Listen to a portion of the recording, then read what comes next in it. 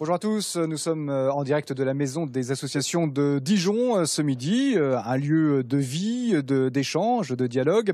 Et si nous sommes là aujourd'hui, c'est donc pour parler de ces jeunes volontaires, pas toujours jeunes d'ailleurs, qui décident dans leur parcours de vie personnelle, qui décident d'aller aider, évidemment plutôt à l'étranger. On en parle avec tout d'abord Agathe Procard, qui est donc jeune volontaire, comme on dit maintenant, vous avez 24 ans, vous venez plutôt de Chalon-sur-Saône. Oui. Quel a été votre parcours? Alors on peut dire tout de suite que vous êtes parti plutôt au Burkina Faso, évidemment. Oui. En Afrique. Eh bien, après mes études, j'avais besoin d'un temps. Enfin, j'avais envie de prendre le temps de m'investir dans une association. Donc, je me suis dirigée vers le volontariat de service civique. Le volontariat de service civique. Voilà. C'est un dispositif. Un des dispositifs qui existe pour faire Absolument. un volontariat. Voilà, et c'est à travers ce dispositif que j'ai pu partir au Burkina Faso pendant 2 semaines sur un chantier jeune solidaire. Vous avez fait quoi exactement? Alors avec 76 autres jeunes de plein de nationalités différentes, on a clôturé un jardin maraîcher pour une association de femmes.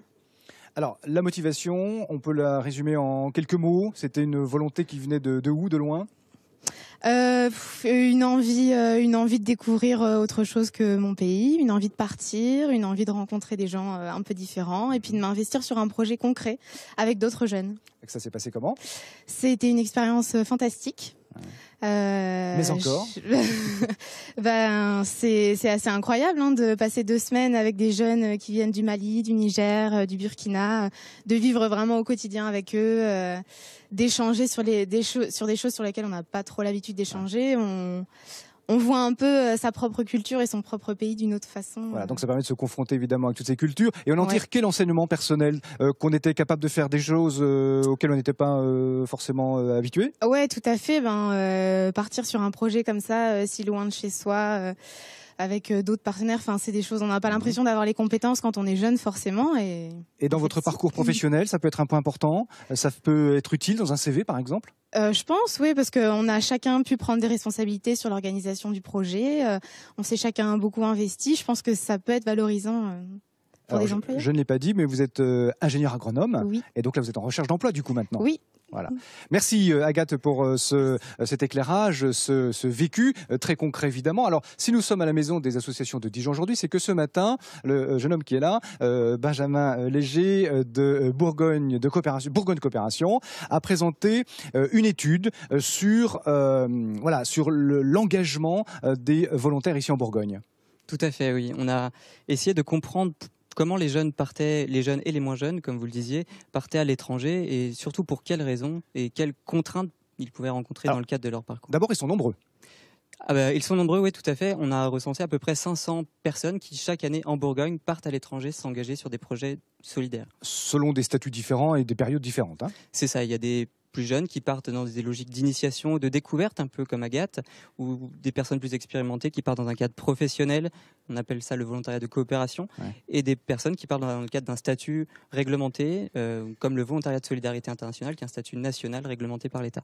Alors il y a une petite vision un peu vieillotte peut-être de ce qu'on appelle ces volontaires. Il y a une version plus moderne de cet engagement à l'étranger? Alors il faut entendre le volontariat dans son sens le plus large possible. C'est l'idée d'être volontaire sur une dynamique citoyenne.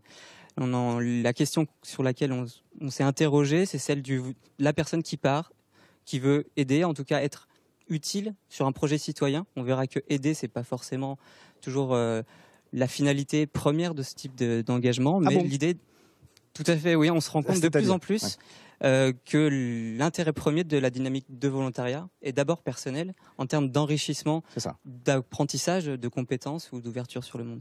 Alors cet engagement est toujours plus important, moins important qu'avant? Qu'est-ce que vous avez noté de ce côté-là? On sent qu'il y a toujours une réelle volonté pour les jeunes et les moins jeunes de partir, en tout cas de comprendre le monde, de comprendre le milieu qui nous entoure. Le contexte actuel, économique ou social, nous amène beaucoup de questionnements. Et le fait de partir voir comment ça se passe à l'étranger apporte beaucoup d'outils pour mieux se positionner en tant que citoyen. Bon, il vaut mieux se former avant de partir quand même, et d'être informé sur ce qui nous attend sur place. Effectivement, il y a beaucoup de structures qu'on a interrogées dans le cadre de notre étude qui se proposent d'accompagner les volontaires en tant que réseau régional de ces acteurs-là, de la coopération, on centralise un petit peu tout ça, on essaie Voilà, d'être c'est le rôle de levier. Bourgogne Coopération. Voilà, on forme et on accompagne et informe les publics intéressés par ces questions-là, notamment les professionnels qui veulent se renforcer en compétences. Qu'est-ce qu'on fait quand on veut s'engager? On passe par, on vient vous voir. Quels sont les guichets d'entrée?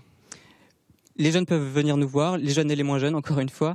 Ensuite, il y a des structures d'éducation populaire ou des collectivités territoriales qui ont soit des services dédiés à ces questions-là, soit des chargés de mission qui s'occupent des questions de mobilité. Je pense à Léo Lagrange sur Dijon, au CMEA Bourgogne, au Centre régional d'information jeunesse. Il y a tout un tas de structures qui sont compétentes.